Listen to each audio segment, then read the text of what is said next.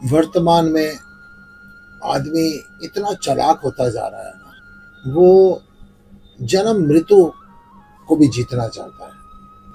कितने लोग ऐसे हैं जो पंडितों के पास जाकर पूछ रहे हैं कि पंडित जी, हमारी पुत्र वधू को डिलीवरी होनी है और डॉक्टरों ने कहा है कि जब आप कहेंगे तब हम डिलीवरी कर देंगे। आप बताओ उत्तम समय कौन सा है कि बच्चा भाग्यशाली होना चाहिए। यानी मनुष्य जन्म के ऊपर भी पकड़ कर नहीं चाहता है, मृत्यु को भी जीतना चाहता है। लेकिन याद रखिए, 6 चीजें परमात्मा ने अपने हाथ में रखी है और इन्हीं 6 चीजों के वशीभूत सारा संसार है। कि जिस समय पर भगवान श्री रामचंद्र वनवास में चले गए, राजा दशरथ प्राण छोड़ गए, भरत जी को ननिहाल से बुलाया गया, राजा दशरथ का अंतिम संस्कार हुआ, सारा परिवार राज सत्ता के लोग बैठे और भरत जी से कहा कि तुम राज स्वीकार करो, सत्ता स्वीकार करो। भरत जी ने कहा मैं ये सत्ता स्वीकार नहीं करूंगा।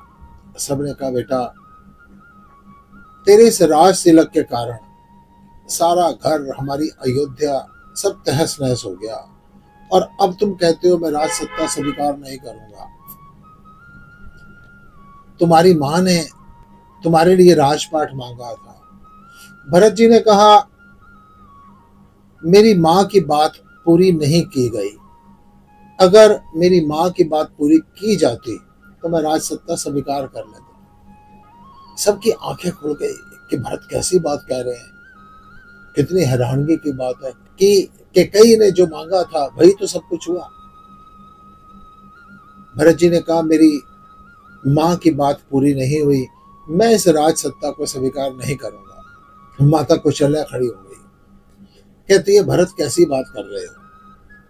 जिस सभा में गुरु वशिष्ठ बैठे होते थे, उस सभा में कभी तुम्हारे पिता ने आंख ऊंची नहीं की और आंख गुरु वशिष्ठ के सामने ऐसी बात कर रहे हैं। भरत जी ने कहा कि मां, छोटा मुंह बड़ी बात कर रहा हूं, गुरु वशिष्ठ ने भी सही नहीं किया।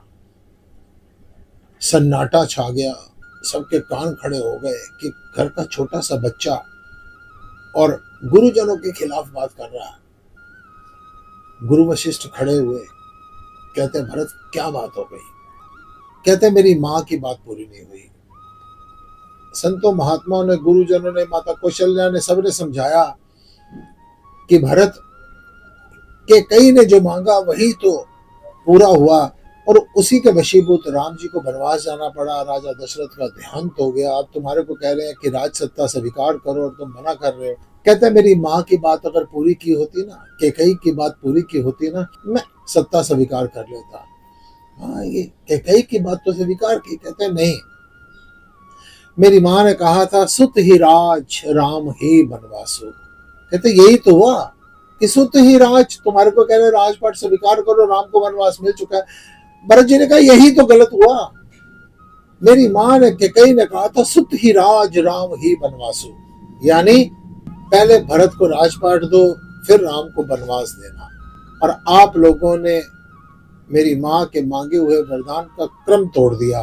पहले राम जी को वनवास भेज दिया, बाद में मेरे से कहते सत्ता स्वीकार करो। मेरी मां की बात पूरी नहीं हुई। पहले मेरे को राज तिलक किया होता ना, तो मैं देखता मेरे राजपाट में से मेरे राम को वनवास में भेजने वाला कौन पैदा हुआ। आपने क्रम तोड़ दिया, इसलिए मैं राज सत्ता स्वीकार नहीं करता। और उस समय पर गुरु वशिष्ठ फूट फूट कर रो पड़े।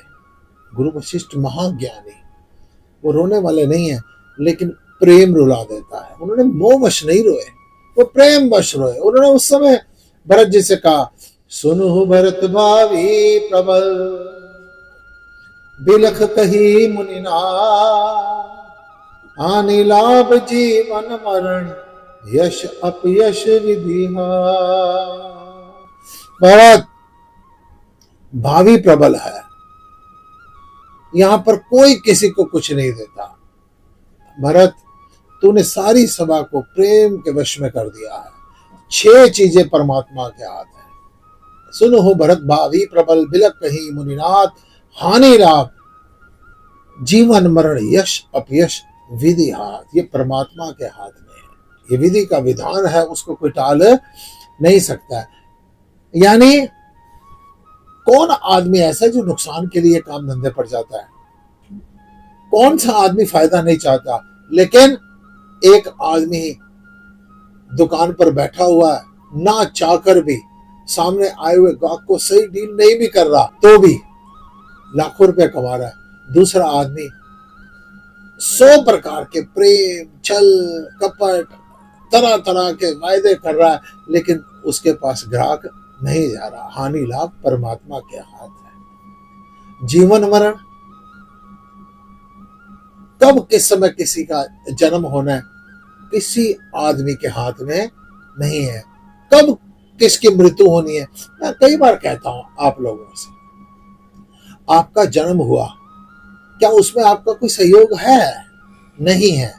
आपकी मौत होनी है, क्या उसमें आपका कोई सहयोग है? नहीं है।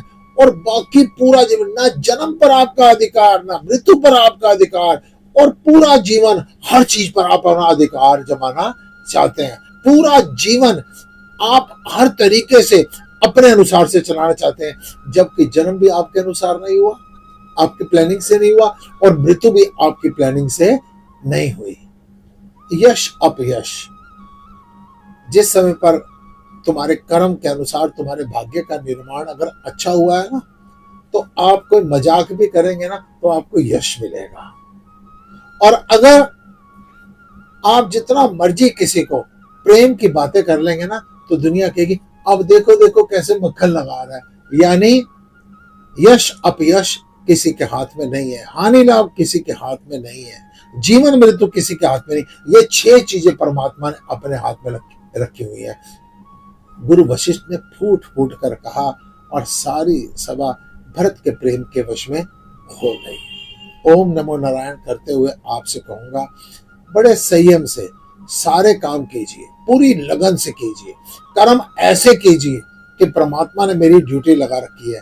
कर्म को मैं नहीं करूंगा, अपने काम को मैं नहीं करूंगा तो कौन करेगा, लेकिन परिणाम को ना परमात्मा पर छोड़ दीजिए।